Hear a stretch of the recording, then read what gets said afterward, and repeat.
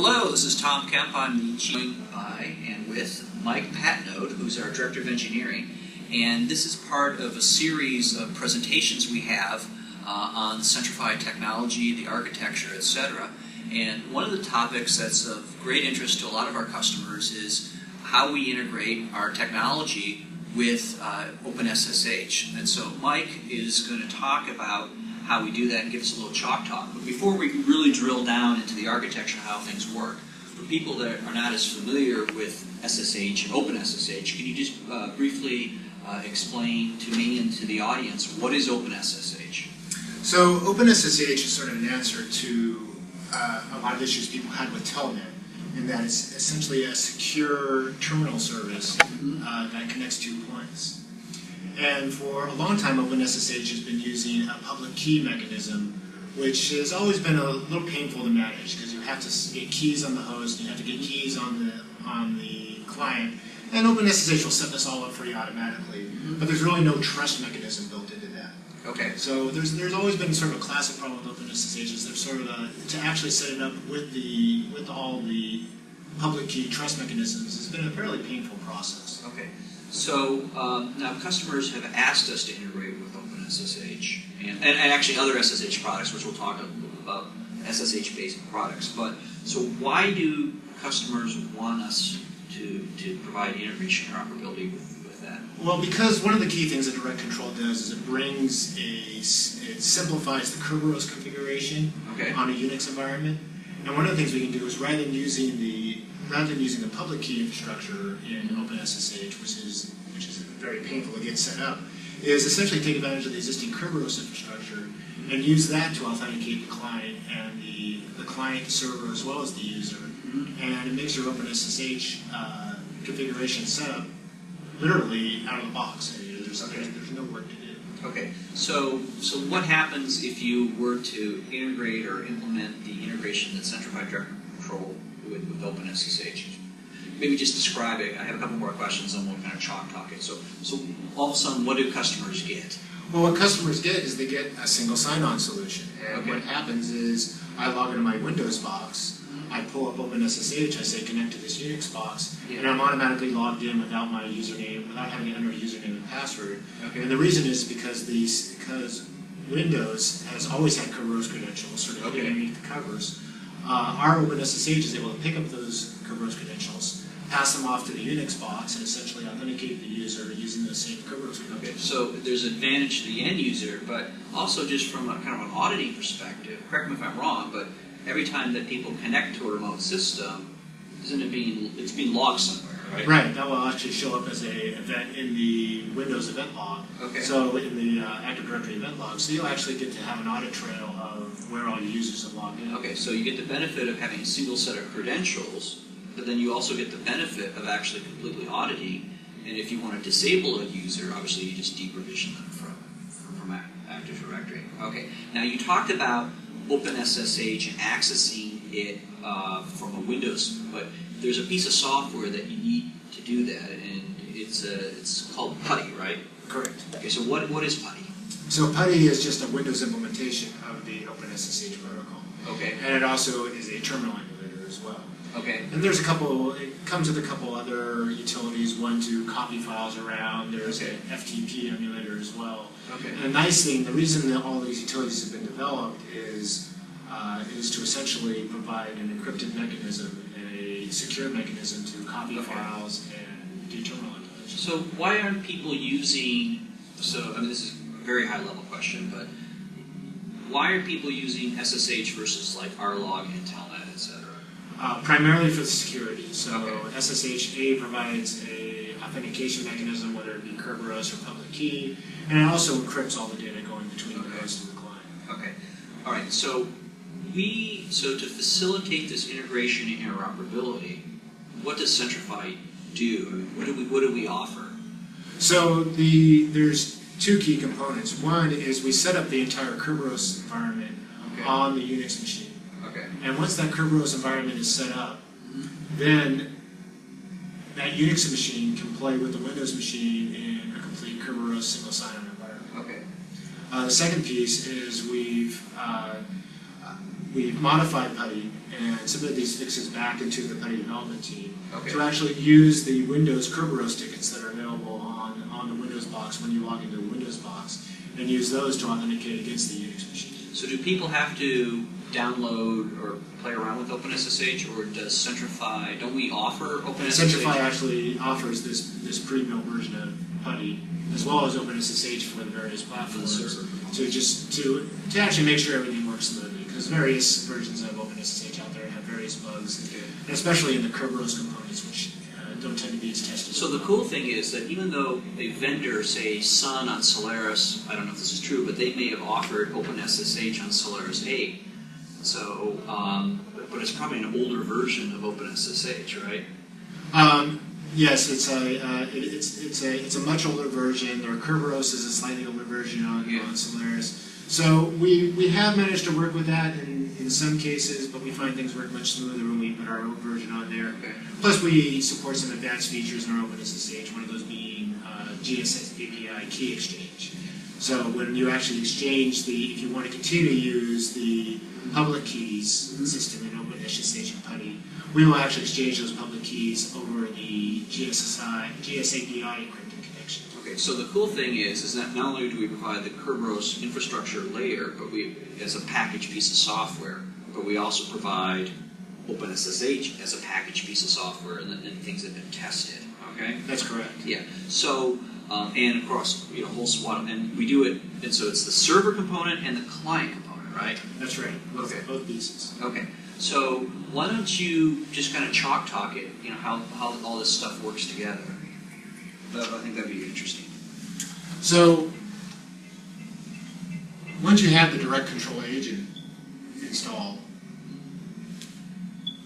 one of the key things it does is it queries Active Directory about the infrastructure of the system, of the whole forest, and basically of all the domain system, and it translates that back into a Kerberos.conf file on the local system.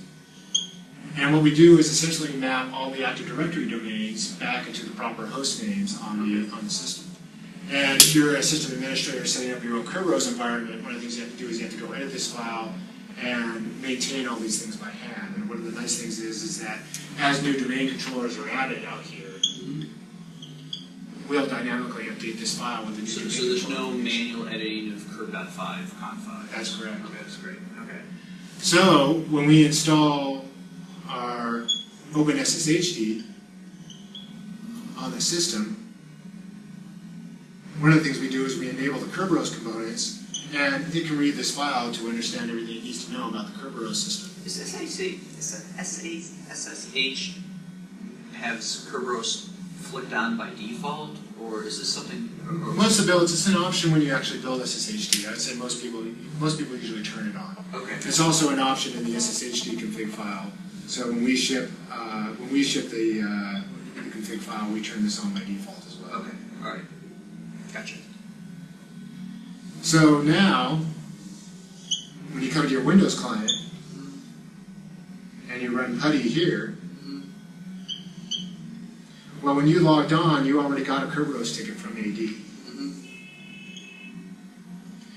And so when you connect to this system, SSHD, essentially, you can actually pass your Kerberos ticket along. And SSHD will automatically will already know who you are, because we've set up the whole Kerberos system already on the Unix side. Okay. Now, one of the things that we put on our website, and maybe this ties in, it says there's no need for DNS to realm mapping. That goes back to the whole? That goes back to our setup in the Kerb5.conf. Okay. And this also has to do with some extensions we made to the Kerberos libraries, the MIT Kerberos libraries. So let's say we have another Unix box. All this works for Unix to Unix as well. So I have my server 1 here. And on this Unix box, I say SSH server 1, and I get a single sign-on connection to here, too. Okay. Now, one of the things we've done is we've modified the Kerberos libraries that SSH uses so that it can actually do a lookup in Active Directory to find server 1. Okay. And this is what's referred to in the Kerberos world as looking for a service principal. Okay. And that search for a service principal in the standard MIT libraries, actually the way they do it is by mapping to a DNS server. Okay. And looking things up in DNS. And and under the Kerberos recommendations RFC that's out there, they basically say this is a bad thing to do. Okay. Because it's insecure. So once again, because our agent's on this box, this is a GSA API, encrypted Kerberos connection, authenticated. So we know when we go look up the server principal name that we know who we're getting it from, and this is a trusted source to get that information from. Find out who server 1 is, find out how to get his ticket information, and pass our ticket that we have off to server 1. These guys then do a Kerberos exchange and set up a session. And I think another thing is it kind of goes back to the power of the zone technology, because it may be, he may be UID 2222 on that one, but he may have a different one, but it doesn't matter, right? Yeah, that's right. So these could actually be two different zones. This could be your engineering zone and your manufacturing zone. And it's not going to matter because your ticket is there's only one Active Directory user, and that's what's actually being used to authenticate the user. So now you're right, you log in over here and your ID is 503, even though over here it might be 1000. Okay, that's cool. Now there's another thing that we mentioned on our website, which I think it may require some explaining. I personally don't understand it. But it says there is no need for a .k5 login file in the user's home directory since Direct Control can automatically map the UPN, the user principal name, and the Kerberos ticket to the Unix profile for the AD username presented. So what's a .k5 login file, and why isn't there a need for that? So your .k5 login file is basically to deal with the issue that your name in the Kerberos realm may be different than your Unix name. So maybe there's 8 character restrictions. So for instance here at Centrify, Patnode at centrify.com. Hopefully there'll be no video spam sucking up email addresses. But my login name is Mike. Okay. So what this allows, by this being in my home directory, it basically says, it allows Kerberos to say, okay, well if this is the user principal name, then I can let this person log in as Mike. Okay. And because of our extensions to the Kerberos library, we actually can do this mapping automatically, so we don't need this Kerberos login file.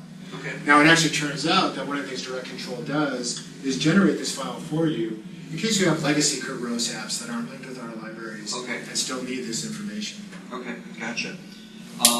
Now, is there anything about our OpenSSH support that customers have asked you about, or anything that we've missed? Is that about it? So the primary thing that customers have asked for is the GSS API key exchange, so they can securely exchange their public domain keys, their PKI keys between the two systems. So that's something that we added. Okay, well, that's great. Now, OpenSSH, we obviously provide compiled versions, but we've also spent a lot of time testing if they don't want to download our stuff, that we work with a lot of the existing SSH, be it OpenSSH or from other third parties. Can you talk a little bit about that?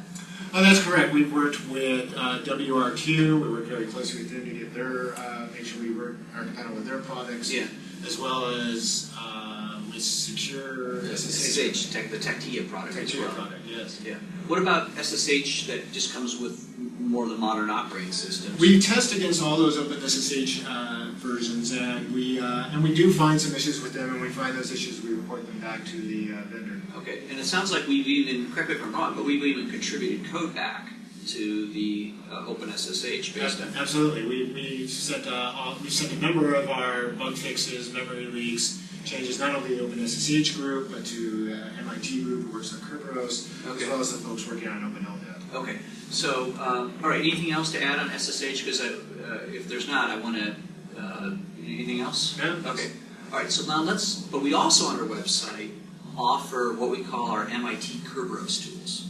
So what are those on our website that people can freely download, and what do they do, and why did we provide this? So what MIT provides is a way to do Kerberos encrypted telnet, FTP, and our login, maybe? Our login. Yeah, correct. and these are, and essentially these are basically MIT has defined their own protocols for encrypting these communication mechanisms.